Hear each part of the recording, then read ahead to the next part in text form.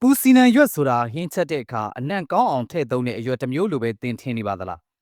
းတကယ်တော့အိမ်မှာအလွယ်တကူတွေ့ရတဲ့ဒီအရွက်သေးသေးလေးတွေထဲမှာလူများမသိသေးတဲ့သဘာဝအကျိုးကျေးဇူးများစွာလျှို့ဝှက်ပြီးရှိနေပါတယ်အစာမကြေခြင်းကနေစပြီးကတွင်းနဲ့မကောင်းတာခေါင်းကိုက်တာအသက်ရှူလမ်းကြောင်းအဆင်မပြေတာတွေအထိရိုးရာအသုံးပြုမှုတွေထဲမှာပူစီနံကိုအလွန်တန်ဖိုးထားအသုံးပြုကြပါတယ်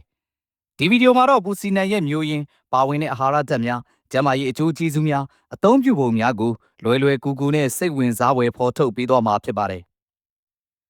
အားလုံးပဲမင်္ဂလာပါခင်ဗျာ။တဘာဝကပေးထားတဲ့လျှို့ဝှက်ချက်တွေကိုဖော်ထုတ်ပေးနေတဲ့ Hidden Nature မြန်မာ channel မှာကြိုဆိုပါရစေ။ဒီ channel မှာသစ်ပင်ပန်းမန်အသီးနှံအရွက်တဘာဝပင်မျိုးစုံရဲ့လူများမသိသေးတဲ့အကျိုးကျေးဇူးများနဲ့ရိုးရာအသုံးပြုမှုများကိုတင်ဆက်ပေးနေပါတယ်။ဒီကနေ့တင်ဆက်ပေးမယ့်အကြောင်းအရာကတော့ပူစီနံရွက်ရဲ့လူသိနည်းတဲ့အသုံးဝင်မှုများပဲဖြစ်ပါတယ်။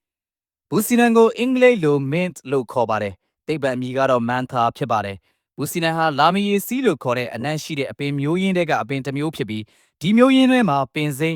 မ်းညို rosemary oregano စတဲ့အနံ့ရတာရှိတဲ့အပင်တွေပါဝင်ပါတယ်။ပူစီနံဟာအရွက်သေးသေးလေးအနံ့သင်းသင်းနဲ့လက်ဆက်တဲ့ရတာရှိပြီးအေးထက်ပေးသလိုခံစားရစေတဲ့အပင်တစ်မျိုးဖြစ်ပါတယ်။မြန်မာနိုင်ငံမှာလည်းဟင်းချက်ရမှာအတုပ်ထဲမှာဟင်းရည်နဲ့အချိုးရည်မျိုးစုံထဲမှာအလွယ်တကူထည့်သုံးကြပါတယ်။ဒါပေမဲ့လူအများစုကပူစီနံကိုအရသာနဲ့အနံ့အတွက်ပဲသုံးကြတာများပြီးအတွင်းမှာပါဝင်တဲ့ဆေးဘက်ဝင်နိုင်ခြေတွေကိုတော့အများကြီးမသိကြသေးပါဘူး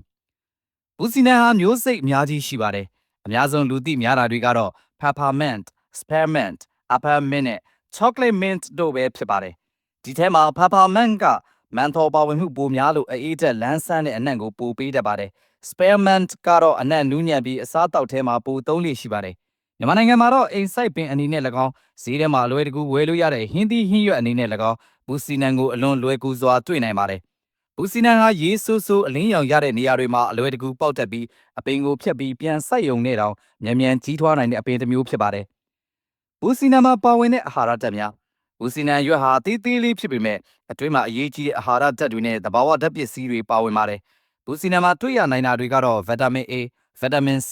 folate အလင်းငယ် iron, manganese, calcium, potassium အပြင်အထူးသဖြင့်လူစိတ်ဝင်စားသင့်တာက menthol, rosmarinic acid, flavonoids, antioxidant တို့လိုသဘာဝဓာတ်ပစ္စည်းတွေပါပဲဒီဓာတ်တွေကြောင့်ပူစီနံဟာလန်းဆန်းမှုပေးနိုင်ခြင်းအစာချေမှုကိုအထောက်အကူပြုပေးနိုင်ခြင်းရောင်ရမ်းမှုလျော့နည်းစေနိုင်ခြင်းအနံ့စုပ်ကိုသက်သာစေနိုင်ခြင်းအသက်ရှူလမ်းကြောင်းကိုအေးမြစေနိုင်ခြင်းလိုမျိုးအကျိုးကျေးဇူးတွေရှိနိုင်တယ်လို့ရိုးရာအသုံးပြုမှုနဲ့သဘာဝကျန်းမာရေးလောကမှာအလွန်နာမည်ကြီးပါတယ်ပူစီနံရွက်ရဲ့ကျန်းမာရေးအကျိုးကျေးဇူးများ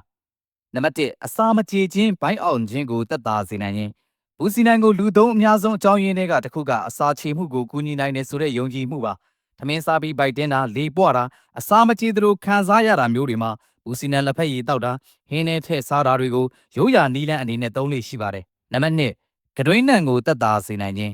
ပူစီနံရဲ့အနံ့လန်းလန်းလေးကြောင့်ကတွင်းနံမကောင်းတာကိုယာယီသက်သာစေဖို့အရွက်လက်ဆက်ကိုတိုက်ရိုက်ဝါစားကြတာမျိုးလည်းရှိပါတယ်ဒါကြောင့်ပဲသွားတိုက်စေးကတွင်းသက်စဉ်စေးရည်ပီကယ်တွေမှာဒီပူစီနံအနံ့ကိုပဲအများဆုံးအသုံးပြုကြတာပါနံပါတ်3အေးမိနှာစေးနှာပိတ်နေခြင်းလန်းဆန်းစေနိုင်ခြင်းပူစီနံတွေကမန်တော်ဟာအေးများတဲ့ခံစားမှုပေးတာကြောင့်နှာပိတ်နေသလိုအသက်ရှူမဝသလိုခံစားရတဲ့အချိန်မှာလူအများအတွက်လန်းဆန်းသွားစေနိုင်ပါတယ်ပူစီနံရင်နှွေးငွေ့ရှူခြင်းပူစီနံလက်ဖက်ရည်တောက်ခြင်းတို့ကိုတချို့လူတွေကရိုးရာနီးလန်းအဖြစ်အသုံးပြုကြပါတယ်ဒါပေမဲ့အသက်ရှူလမ်းကြောင်းပြင်းထန်တဲ့ပြဿနာရှိရင်ဆရာဝန်နဲ့မဖြစ်မနေတိုင်ပင်သင့်ပါတယ်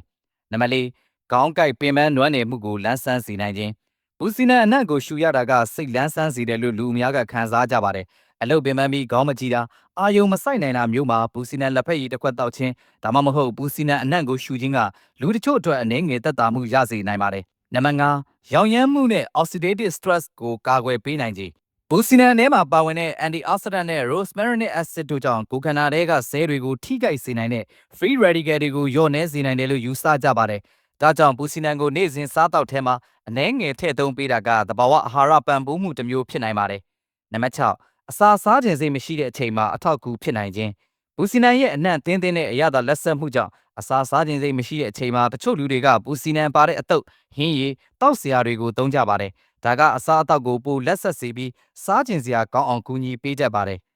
ပူစီနံရွက်အသုံးပြုပုံများပူစီနံကိုအိမ်မှာအလွယ်တကူသုံးလို့ရတဲ့နည်းလမ်းတွေအများကြီးရှိပါတယ်နံပါတ်1ပူစီနံရွက်လက်ဖက်ရည်ပူစီနံရွက်လက်ဆက်အနေငယ်ကိုယူပြီးရင်နွေးတဲ့ကို9မိနစ်လောက်စိမ်းတကြားအနေနဲ့ဒါမှမဟုတ်ပြားရည်နေနဲ့ထည့်ပြီးတောက် ဒီနည်းကအစာမကြေသလိုခံစားရတဲ့အချိန်လန်းဆန်းခြင်းတဲ့အချိန်မှာအသုံးများပါတယ်နံပါတ်1အတုပ်ထဲကိုထည့်စားခြင်းဘူစီနန်ကိုလက်ဖက်တုပ်သီးစုံတုပ်အသားတုပ်ထမင်းတုပ်စတဲ့မြမအစားအစာများမှာထည့်စားလို့ရပါတယ်ဒါကအနံ့အရသာကောင်းစေရုံသာမကသဘာဝအာဟာရပါပိုရစေပါတယ်နံပါတ်3ဟင်းရည်နဲ့အချိုရည်တဲ့ထည့်သုံးခြင်းဟင်းရည်ပူပူတဲ့တံမြာရည် detox water လိုအချိုရည်မျိုးတွေတဲ့ဘူစီနန်ထည့်သုံးရင်အနံ့ပိုကောင်းပြီးလန်းဆန်းစေပါတယ်နံပါတ်4ဓာတ်ရိုက်ဝါစားခြင်းကတွင်းနဲ့မကောင်းတဲ့အချိန်ပူစီနန်ရွက်လက်လက်ဆက်ဆက်ကိုအနှဲငယ်ဝါစားတာမျိုးလည်းရှိပါတယ်ဒါပေမဲ့တန်ရှင်းစွာဆေးကြောပြီးမှသာသုံးသင့်ပါတယ်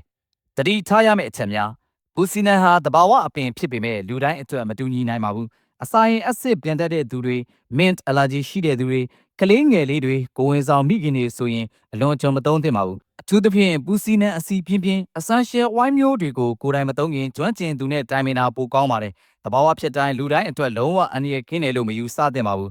အခုဆိုရင်တော့ပူစီနန်ရွက်ဟာဟင်းထဲထည့်စားတဲ့အရွက်လေးတစ်မျိုးတည်းမဟုတ်ပဲအနံ့ကောင်းမှုအစာချေအထောက်ကူလန်းဆန်းမှုနဲ့ရိုးရာအသုံးဝင်မှုများစွာရှိနိုင်တဲ့တဘာဝအပင်တစ်မျိုးဆိုတာသိသွားပြီဖြစ်ပါတယ်တင်အိမ်နားမှာအလွယ်တကူတွေ့နိုင်တဲ့အပင်လေးတစ်ပင်မှာဒီလောက်တောင်စိတ်ဝင်စားဖို့ကောင်းတဲ့လျှို့ဝှက်ချက်တွေရှိနေတယ်ဆိုတာတကယ်အံ့ဩစရာပါပဲဒီလိုတဘာဝအပင်များအသီးအနှံများပန်းမှန်များရဲ့လူသိနေတဲ့အသုံးဝင်မှုများကိုဆက်လက်ကြည့်ရှုခြင်းနဲ့ဆိုရင်ကျွန်တော်တို့ရဲ့ channel လေးဖြစ်တဲ့ Hidden Nature မြန်မာကို like and subscribe လေးလုပ်ထားဖို့မမေ့ပါနဲ့ဗီဒီယိုအသစ်တင်တိုင်းသိရှိနိုင်မှုအတွက်ဘေးက notification ခေါင်းလောင်းလေးကိုလည်းနှိပ်သွားပေးခဲ့ကြပါအောင်ခင်ဗျာ